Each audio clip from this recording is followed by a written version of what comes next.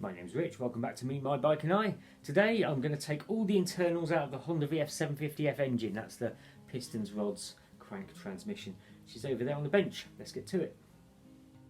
The first thing I'm going to do is take out these two little brackets here. Now they are just either holding in the tensioner or they are guide rails. This is the lower crankcase, it's the correct way up. I've already removed one bracket from the underside last video as part of the disassembly. Then I'll move over to the upper crankcase here, which is upside down. You can see the tensioner just in there. That's just held on with a pin and a split pin. So they should all come out nice and easily. I'll get those labelled up, bagged up and stowed away.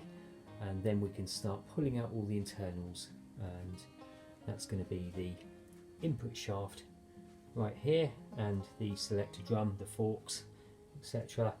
Output shaft just over here. We can inspect everything, obviously pull the tensioners out, and then the crankshaft, take a good look, see if there's any damage.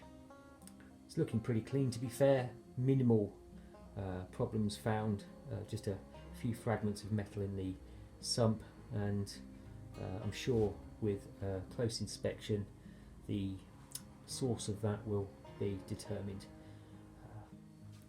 And then I'm going to take a good look at the cases and the heads and all the covers and see what I can do with them, either paint stripper or whether I just take them off to be vapor blasted professionally, which I think is probably going to be the best option anyway. So let's get to it.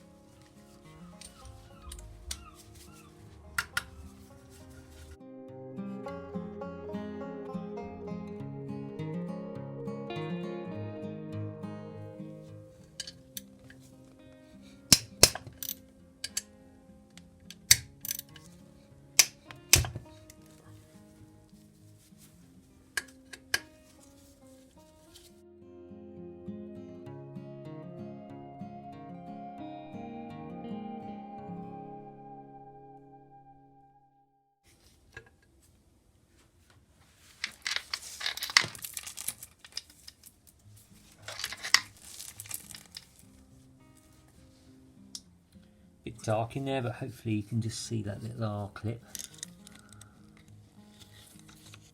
through my invisible hands.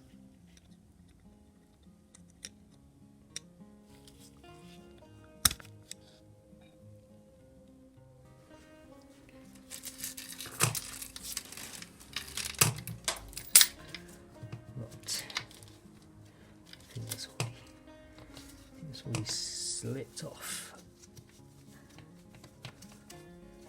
I need to flip this over to make room. No, wait a minute, let me get these back out of the way. Just put them in the way of myself, I think. Yeah, okay, pulling it out from underneath. Okay. There we go, it just went through there with a little Argh clip the other side. Yeah, as I'm at the disassembly and inspection stage, it makes sense to just take this apart and just make sure it all looks okay inside. You know, this is not going to be like a rebuild to the point where everything gets replaced, because I just want to get this bike clean and functioning internally and externally. Anyway, let's pop this off and see what we can see. Yeah, so not much to look at, pretty standard oil pump. It's not your sort of impeller type, it's just kind of, it's like a cam, I suppose you could describe it. Seems to be in pretty good condition, so that's fine. I'm just going to literally do no more than that. I'm just going to pop that back together and stow that away for when it's ready for a bit of a clean.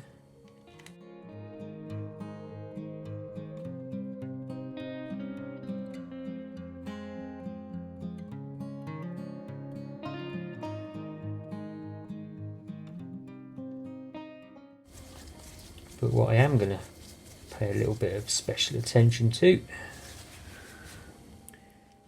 is the pickup strainer, because yeah, that all seems pressed together. I think I mentioned it on a previous video. No obvious way of getting that piece of mesh out of there, or this little plate that sits in there as an insert that seems to go round in a ring underneath. So I'm going to drop that into some carburetor cleaner actually, and then we'll come back to this in a few days. Probably should just take that little rubber out of there first.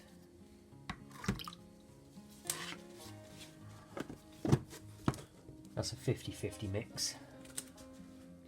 So the input shaft is nice and easy, it just literally lifts up and out.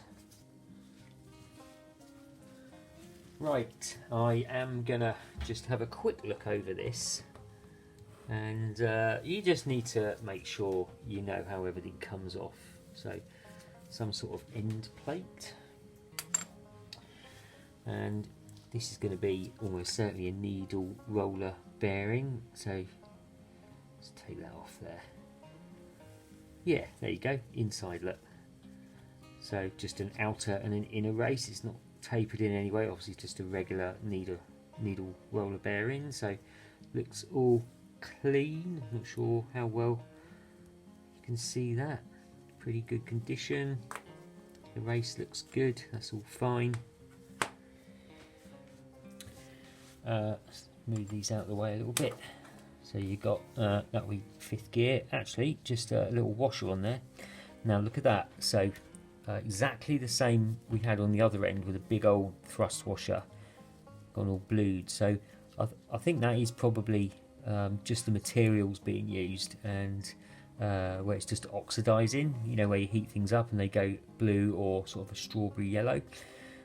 Seem to be getting that all the way along this input shaft, so yeah, something to look out for. But so far everything's looking pretty clean, and not seeing, apart from those little flakes inside the engine, not seeing anything of concern. So let's just take the 5th gear off. There's something inside there, 1 second, let's just slip that off. There you go. So 5th gear wheel, all looking pretty good, nothing of concern there. And then we've got this bushing. Now that has a little hole in it, and that is meant to line up with that, so that was misplaced. Shouldn't matter too much, because I don't know how well you can see this, but there's obviously little reliefs going through, and then there's a band in the centre going all the way through, around I should say, for those 2 little oiling holes. So whether they are on there exactly lining up or not probably doesn't matter too much, but it certainly will help with oil flow. So we'll put that back on the correct way when we come to reassemble it. Sit still. There is just a little, let's move these things a little further over. So yeah, there is just a little split ring on there, or circlip. Doesn't have eyelets, but it just has sort of little reliefs that you can get hold of, so the pliers don't slip off. Let's just pull that off. It's looking fine. Again, don't know how well you can see it. It's a little blued, very tiny little bit. Not sure how well you can see that, but yeah, tiny little bit of bluing on there. So again, a bit of heat damage. So this should be, yeah, combination gear, second and third gear.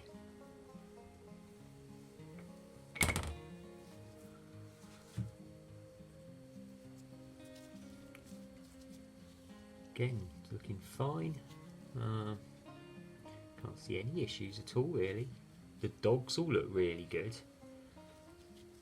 That's one of the things that you need to check, just to see if they're rounding off, or but they look pretty good. Right, we have got a another circlip there.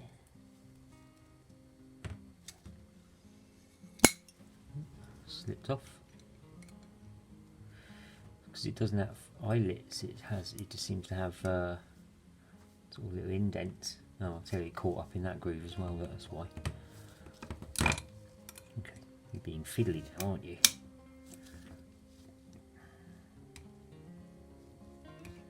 There you go. Oops. Should probably replace these as you go, but I'm not going to. All very blued. I think what we've got on here is just a washer and a bushing, and of course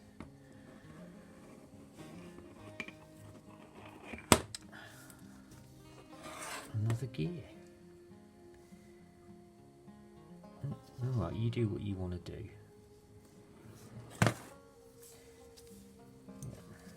Yeah, so just a washer. The fourth gear has come off without the bushing, so we'll pull that off separately, but again, it's looking absolutely fine. And the key thing is yeah, I can't see any kind of scoring or anything like that inside those journals. Everything looks pretty square, nothing looks like it's got any wear on it, and no glitter, you know, as in from like engine damage materialising. Let's just pull that off of there. Seems fine. This is going to be, it's going to start rolling, isn't it? This is fixed to the spline or the shaft. Let's just put that there. And the common sense thing to do would be to sort of pull the bearing off and give it a good, well, replace it really, but again, can't hear any kind of chattering or anything like that.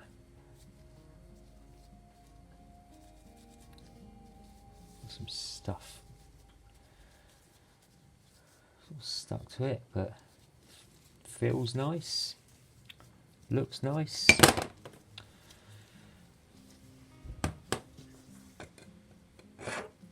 So don't really have any concerns with that at all.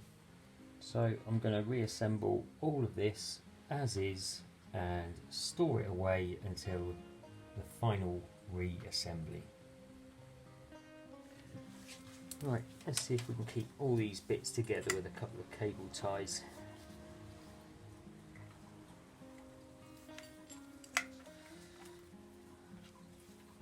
Hopefully we can get away with just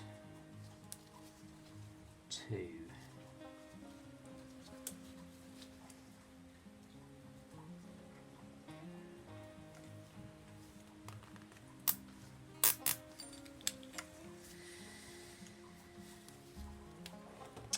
I think not.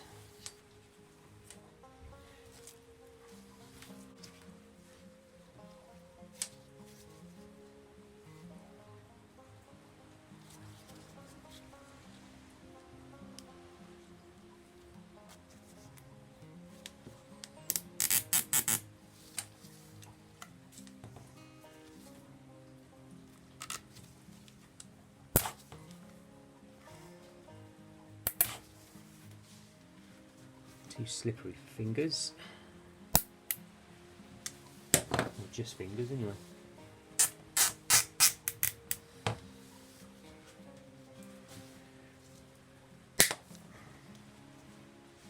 Yeah, so not to gloss over it, that little one there that's affixed to the shaft is first gear. So you've got fifth, fourth, third, second, first, which is you know, kind of obvious when you look at the sizes of them.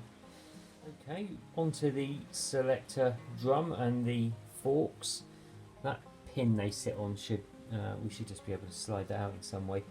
And just to identify these forks before we take them out, we are on the right side of the engine. This is the top case, which is upside down, so this is exactly where the clutch would go. That's the primary drive. We've got the stator end over there. Okay, so we're on the right side of the engine, and that fork is labelled R for right, and we've got C for centre on that one. And if you come round here, we've got L for left on that one. And you can't get them wrong when you put them back in from an orientation perspective, because those pins, which all of them have to sit in their respective grooves. So it would seem, before you can remove this, so you've got to slide the shaft out towards the left, and this fork, not the other two, but this one is held captive on this shaft by way of this bolt. That's got a little lock washer there, and you just need to take that pin out of the groove in order to move it, but you need to remove that in order to allow the shaft to slide out, and then just lift all the forks aside.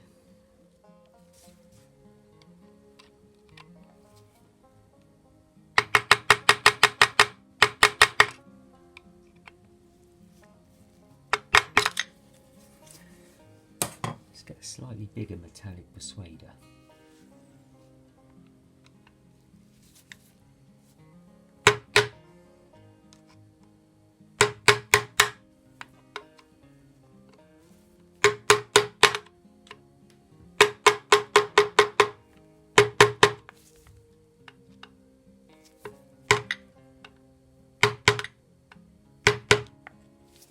Don't forget, like all good home gamers, to replace this lock washer tab with the same one when you put it all back.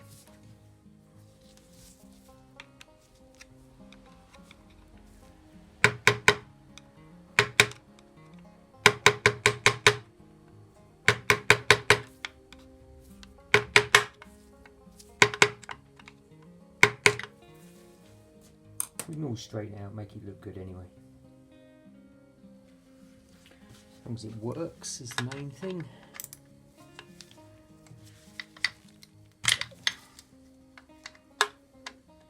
Not sure if that slipped off or came loose. It came loose. Great.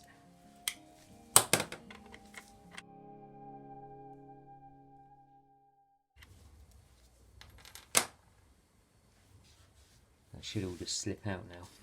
Slide out, I should say.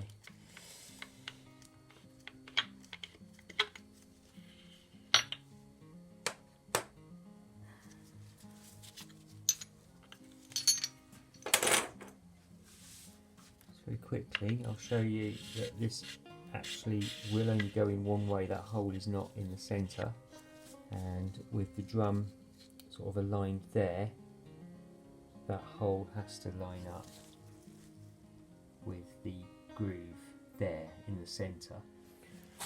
This seems to be some sort of oil baffle plate, and that's an 8mm. And what's that? Ooh.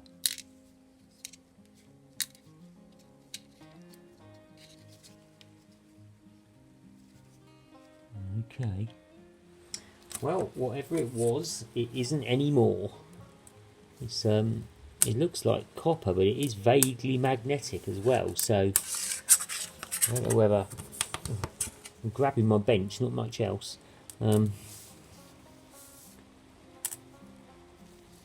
it's just got some steel coating on it. It might have been some sort of washer, possibly, that's been chewed up by the engine.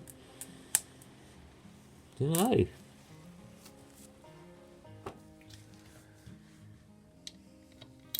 Despite looking for witness marks, you can't actually always find them.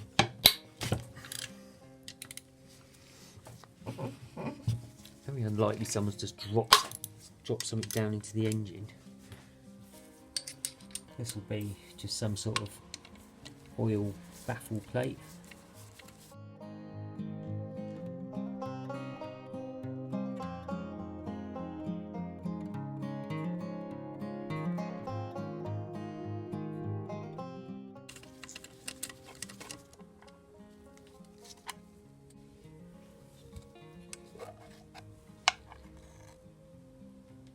And that makes perfect sense because that right there is the crankcase breather.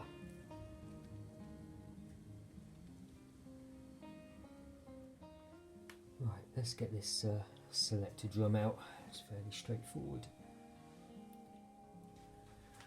Right, I think it's just that screw there with a tiny little retainer, and those two there with a separate retainer at the bottom. Weirdly, two what look like JIS and a hex head, so more fun and games with stuck screws, I'm guessing. Let's see if we can turn that. Probably not gonna.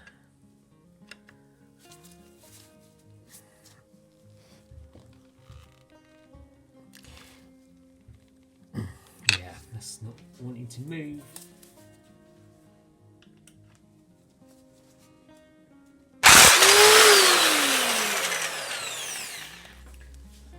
This impact is way too fierce.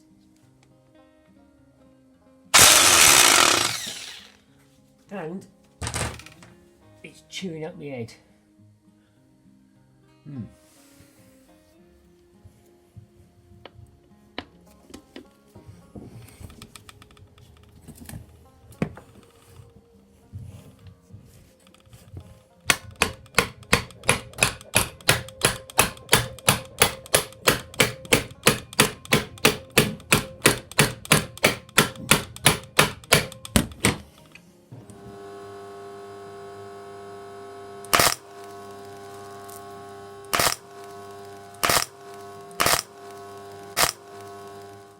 I've probably toasted the bearing, but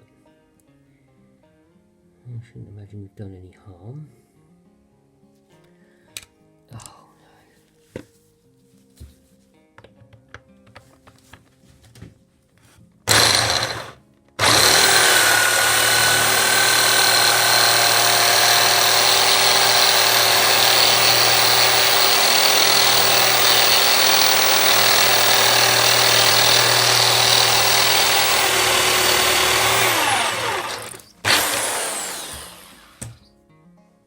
Okay, I have made a bit of a boo-boo.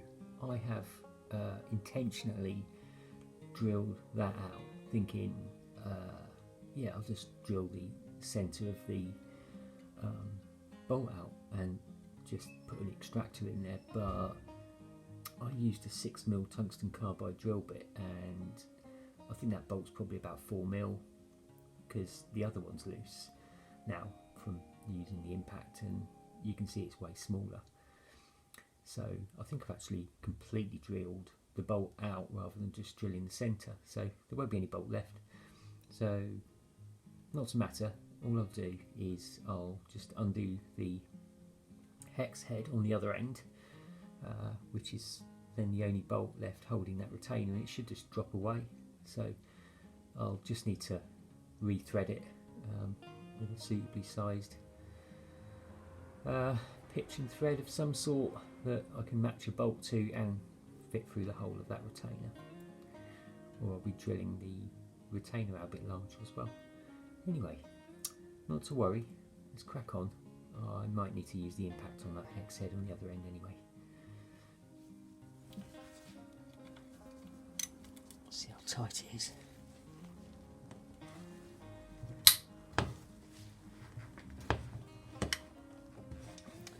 Trying to move, but it's a little bit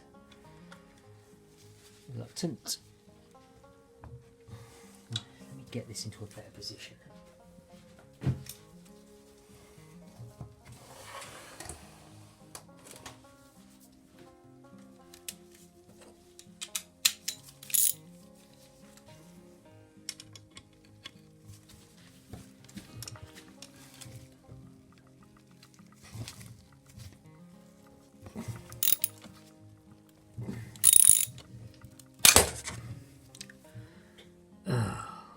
Well, that complicates things a little.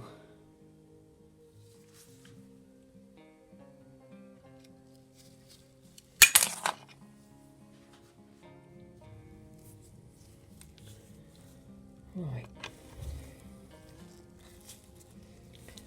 Well, one of three is not too bad, is it?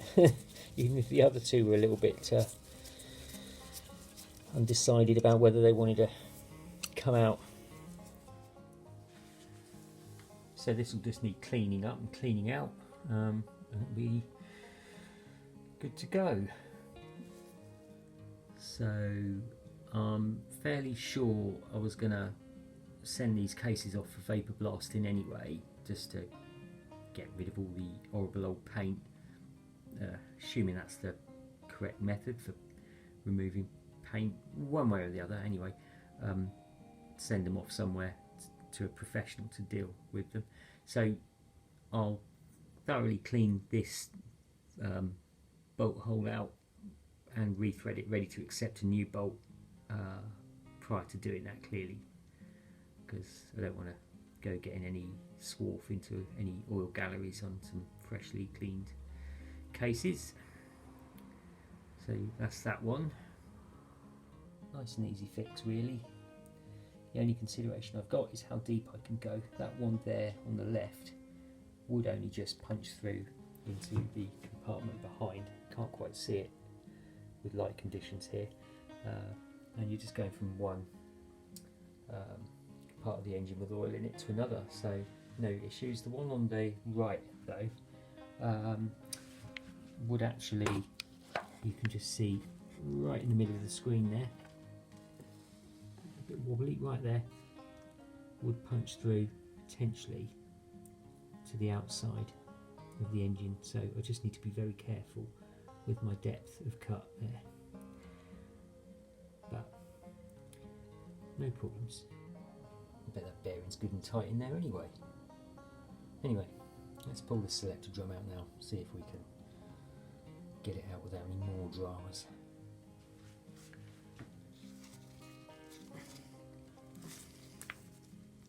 Oh.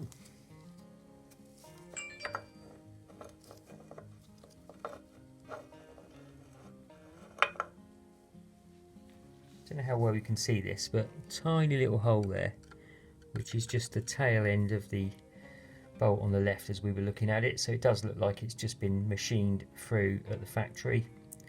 So as long as we don't go any deeper, we're not going to encroach into this part of the case. It's more of a concern if I skirt the outside of the case and oil gets access to the outside world, so yeah, we'll just be careful. Who knows, it might be a separate oil gallery. Anyway, definitely be replacing that bearing as part of the rebuild. Doesn't even sound raunchy now it's off, but it was running a little stiff after I did all that drilling and welding, so just replace it, be on the safe side.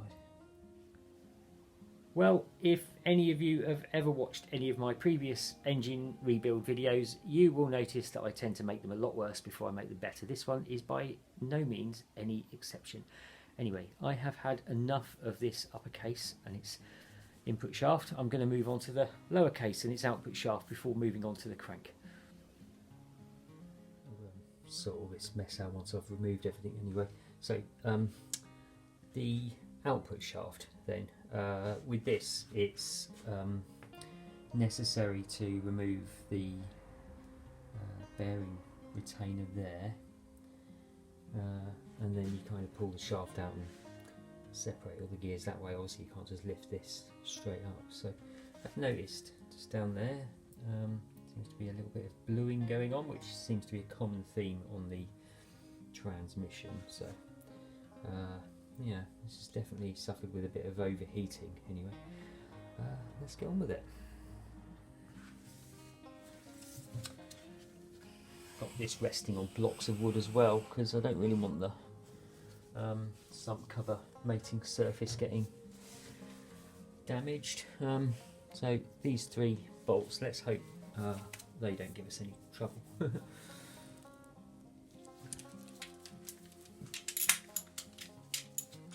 Right, I am going to use a impact socket. It's got a 1/2 inch drive on the end and a hex head, just to give me a bit more of a purchase. So I just need a little step down adapter, and hopefully this won't give us, oh, not even tight. I mean, that was like finger tight. Okay. Let's see what the others are like.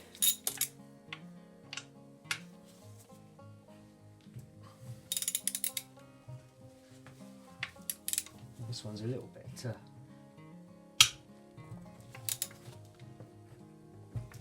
give it a tap. It's a little bit more like you'd expect it.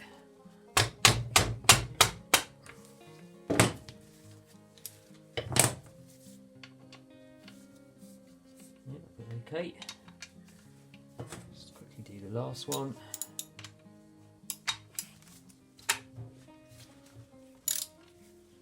I'm just going to give that a tap as well. It's very difficult to hold everything, so impact is a beneficial method. Not sure if that actually moved. Let's pull that back in again. If I pull it towards me, it'd be a lot easier because I can brace myself against it. Well, this one's definitely tighter.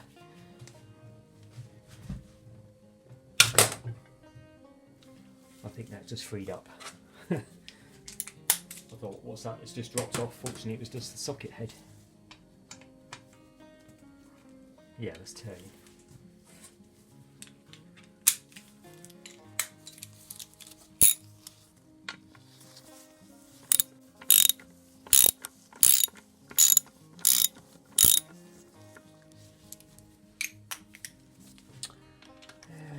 I do wonder if those 3 on the end of the input shaft would have come out a little easier had I been a little bit more careful, but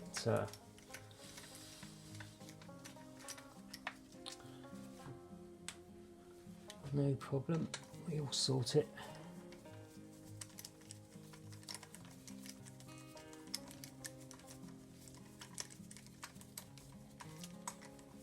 Very gaunchy.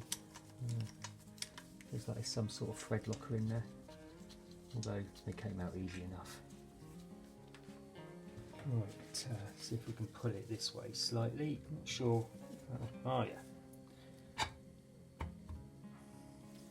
So now the 5th gear's slidden across into the opening, but of course the rest won't go, so that's why we have to make a little room. Probably need to move that over a bit more. And then we can start sliding everything off the end.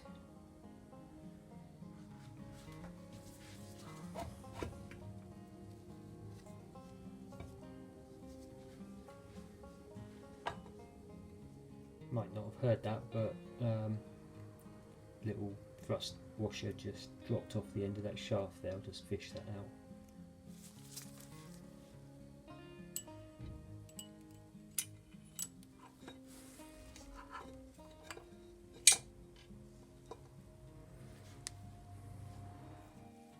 Right, 1st gear and bushing. They're kind of coming out together, I think.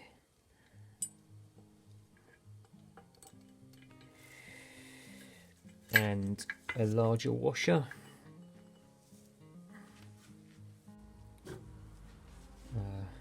So 4th gear. a little bit short of space down there.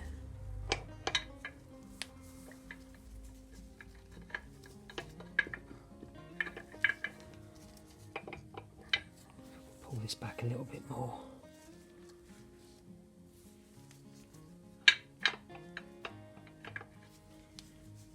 I think what I need to do is undo that circlip so that I can slide this shaft back a little further, because the fourth gear won't come right off the end otherwise, it just isn't enough clearance. Circlip just there to rotate the shaft, I think, otherwise I'm not going to be able to.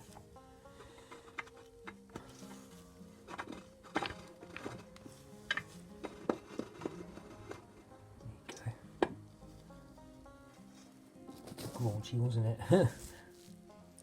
It's because I was dragging the fifth gear through where the bearing cup sits, but it's just a cup, so there's no mating sort of bearing surface there to graunch up or anything like that, so no issue.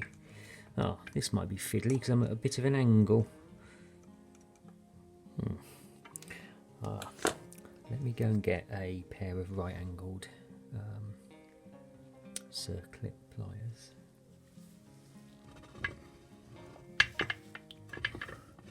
Yeah, you'll see when I've got this out, I'm not doing any harm to anything that you can hear grinding, because it's the gears on the aluminium surface of where the bearing cup sits, so that's not an actual bearing surface itself. I certainly won't be doing anything bad to the gear. Not dragging it across aluminium, I won't anyway.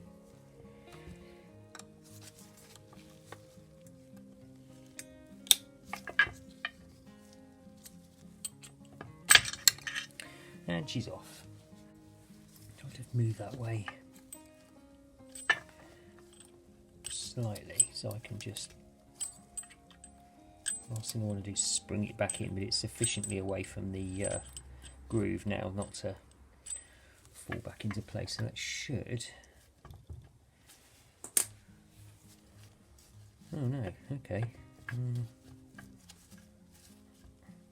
That doesn't seem to want to give me any more play. Okay. So I've moved the next gear, the second gear, over. That's actually moved that circlip further across, unsurprisingly. But I think I probably have another lock washer or two, I think. That was just a washer. I wonder if that one's actually a circlip or just. Oh no, it's moved. There you go. So third gear should just move across now.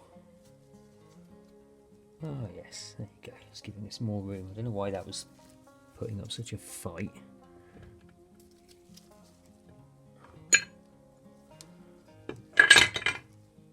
Now it just wants to drop off. So that's your fourth gear. And the circlip. Probably can just pull that off, to be fair, with the gear, but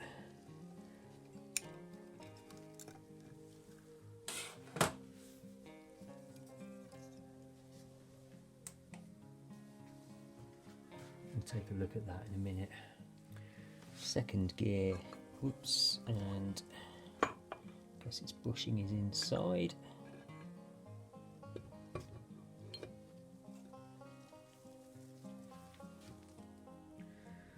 The splined lock washer slipped off already, so let's slip off the third gear. Should have its bushing inside as well. There's another lock washer that came off with that, but the bushing didn't come off. That's that.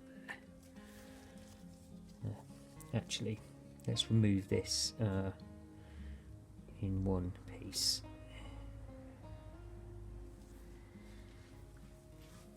Third gear bushing, then good to see the oil holes on this one are lining up.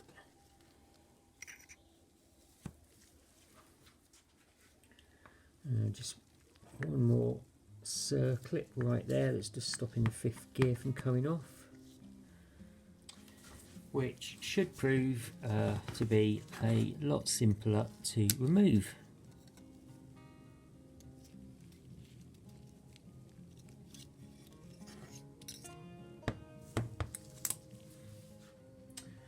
And finally, 5th gear.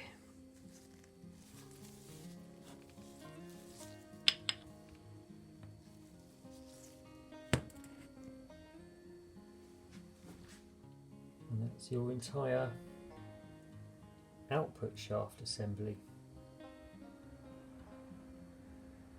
So 1st gear there being the largest, of course, and then you've got 2nd gear in the middle, 3rd, 4th, 5th, and all of your little circlips and splined washers and bushings in between. Well, making a little bit more progress than we were with the input shaft.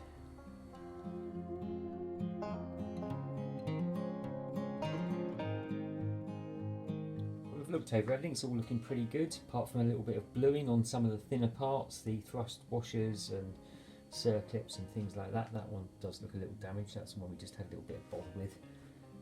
But I think it'll clean up nicely, not seeing any wear.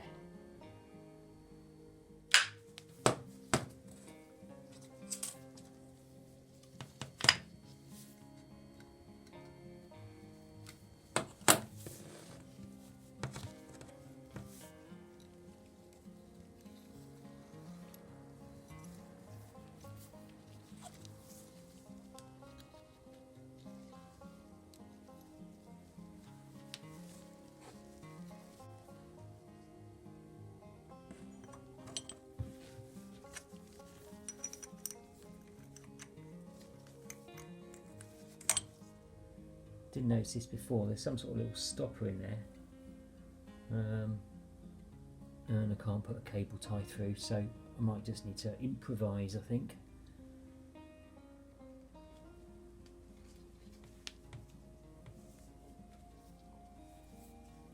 Well, that works just as well, I just need to be careful not to lose that very small washer on the end there.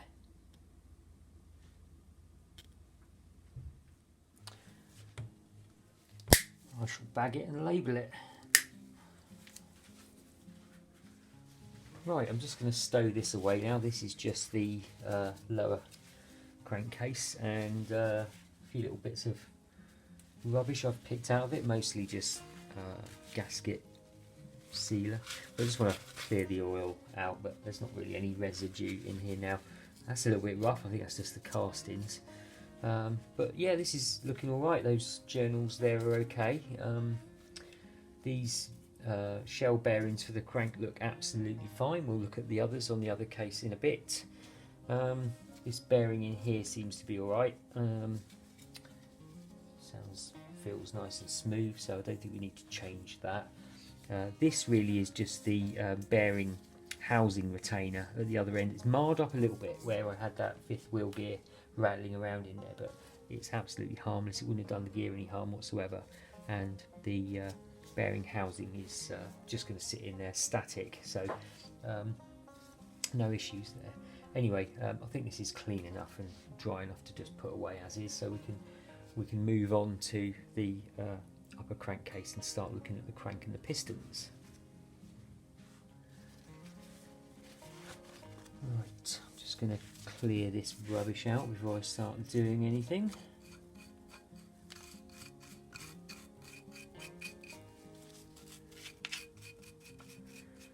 Don't want to go getting that down into the galleries or anything, so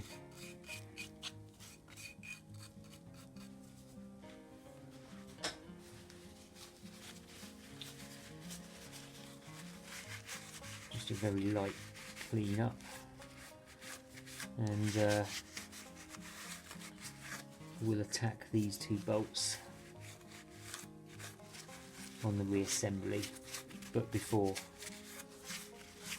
I get these properly cleaned.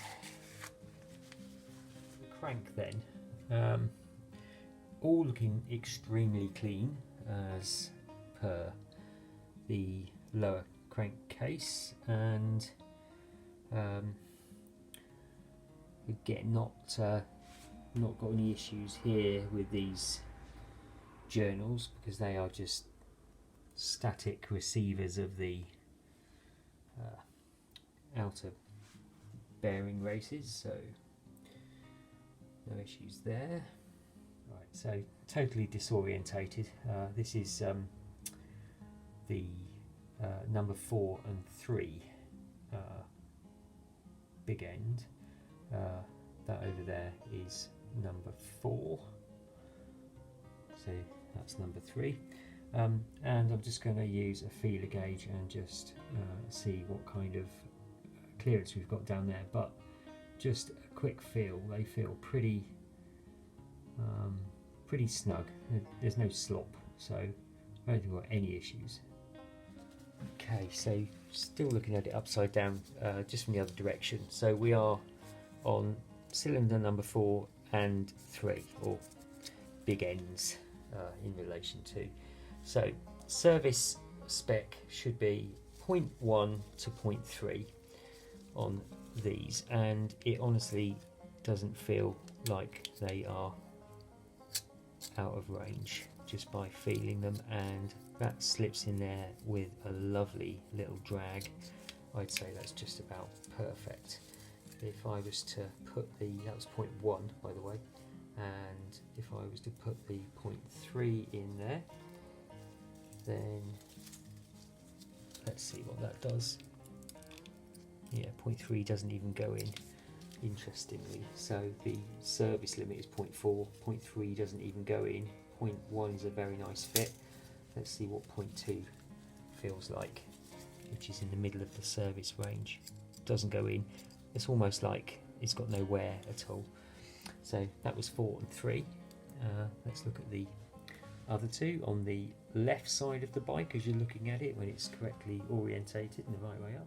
So the other two big ends now, as you're looking at them, the one on the right is the front left, being number 2, the one with all the compression problems, got nothing to do with the big ends of course. So same deal, we're looking for 0.1 clearance, and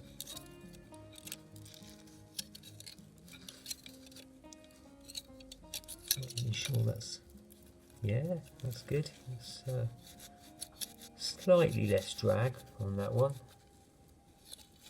Got to get right between, and so it touches on the actual journal itself. So let's try 0.2.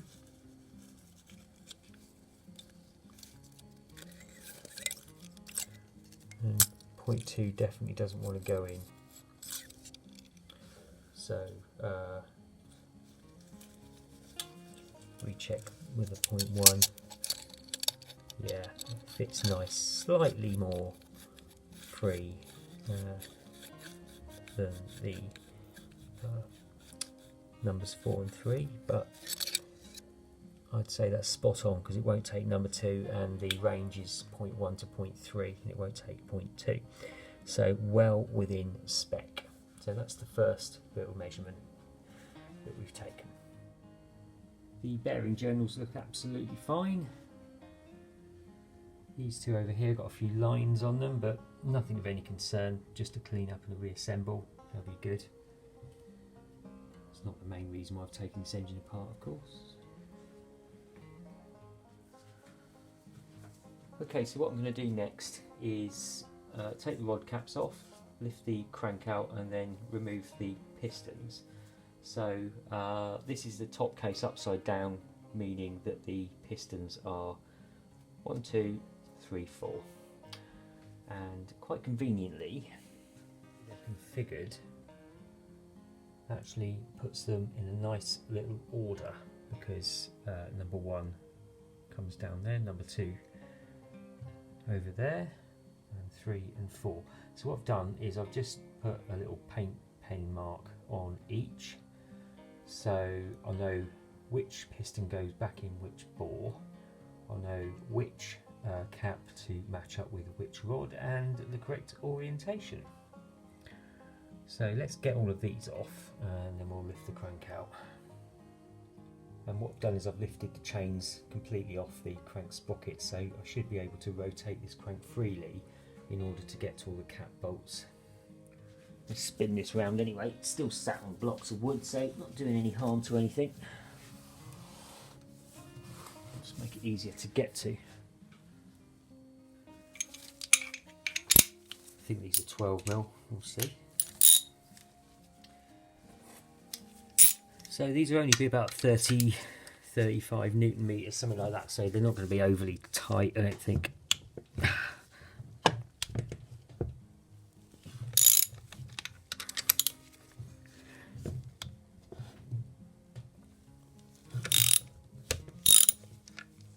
Nope.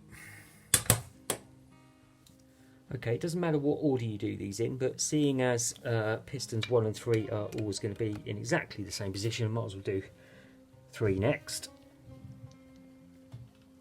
Oh, that's like an arm wrestle. The engine's winning on this one. Right, let's just see if we can rotate this easily enough. So 2 and 4 become visible. Go. Right. Oh, now it wants to turn all by itself.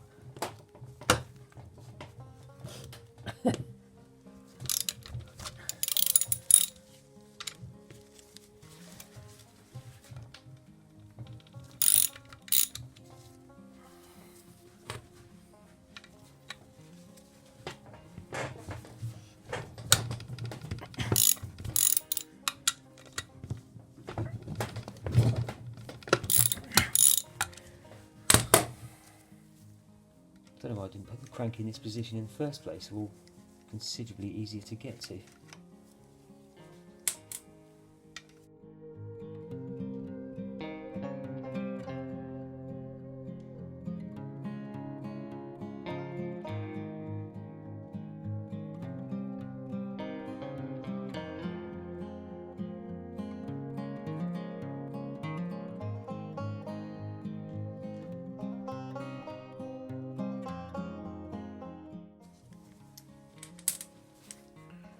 This could be fiddly. Oh, not too bad.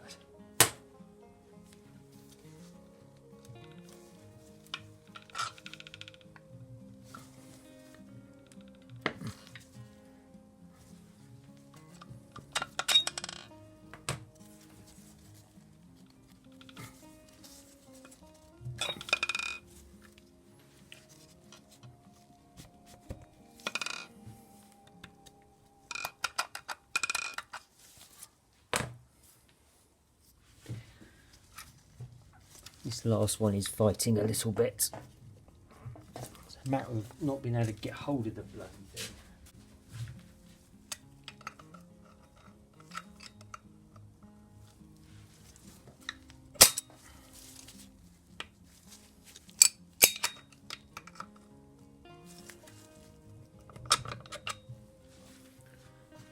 Okay, let's just push them out of the way.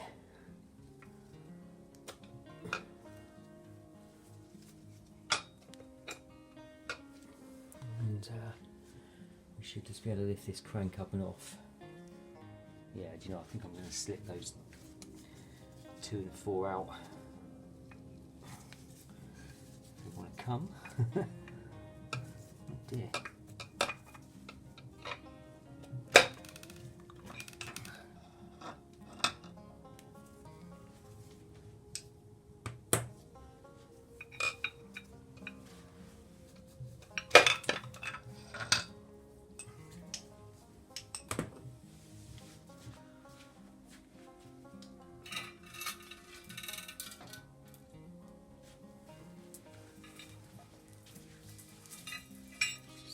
Down. Slip these chains off for the first time.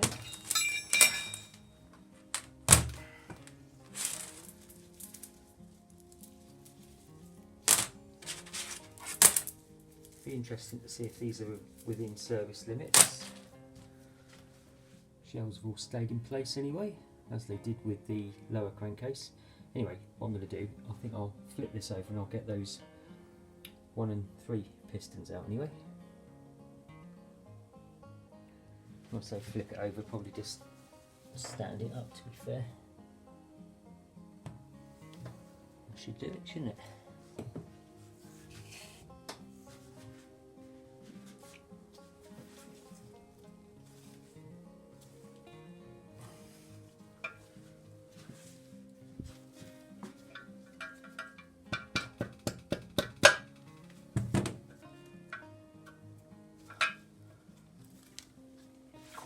Tighten that ball.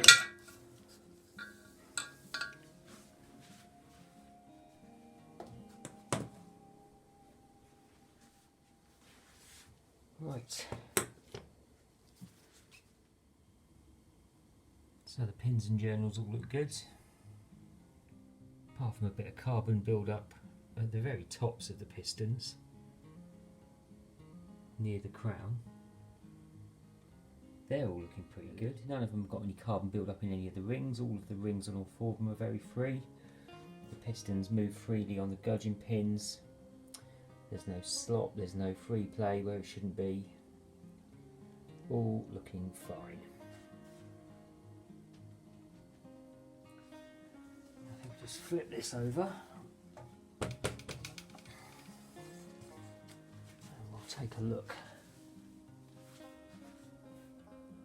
Not looking too bad, there's no scratches or anything like that. I mean, it's a bit of that's probably where it's been sat on the bench for a while, I think, some of that muck. But yeah,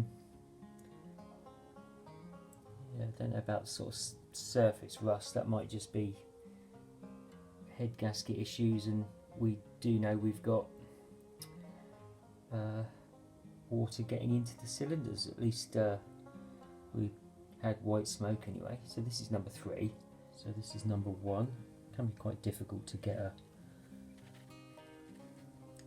shot of a cylinder, but it's not looking too bad. No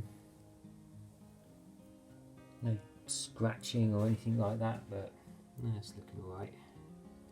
You can still see some cross hatching. Again, you've got a little bit of rust at the top there, and I think that could be an indicator of where water was getting into the cylinder. Let's have a look at number 4. I have to flip this round.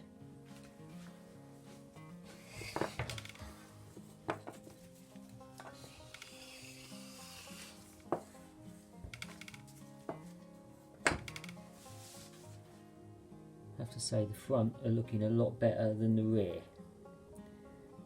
This is number 4. Move over to number 2. Again, looks alright. That, I don't know what it is, but there's no ridges or anything like that. It's very smooth, and you can still see all the cross hatching, so I don't know. But they're all looking okay, to be fair. I think they'll just need a bit of a hone and should be alright. Good clean up with a vapor blaster around the whole case. I think I'm sort of in 2 minds as to what to do with cleaning these up. I think I might just clean them up with paint stripper and then send them off for vapor blasting. Not sure. Well, that's probably what I will do though. Anywho. Well, that brings me to the end of this video. That didn't go without a hitch, with 2 more stuck bolts that I needed to drill out. One of the other one sheared off, of course, will still need drilling out, and then they'll both need rethreading. I'll do that at a later date before I thoroughly clean this engine up and get it vapor blasted ready for reassembly. But I'm still taking things apart at the moment. In the next video, I'm going to be looking at the heads and possibly just lapping the valves back in. And then I can decide exactly what I need in order to put this engine back together so we can cure all its little problems, namely water getting in the oil and burning off in the cylinders. Until then, thank you very much for watching. Don't forget to like, subscribe and share, and I will see you next time.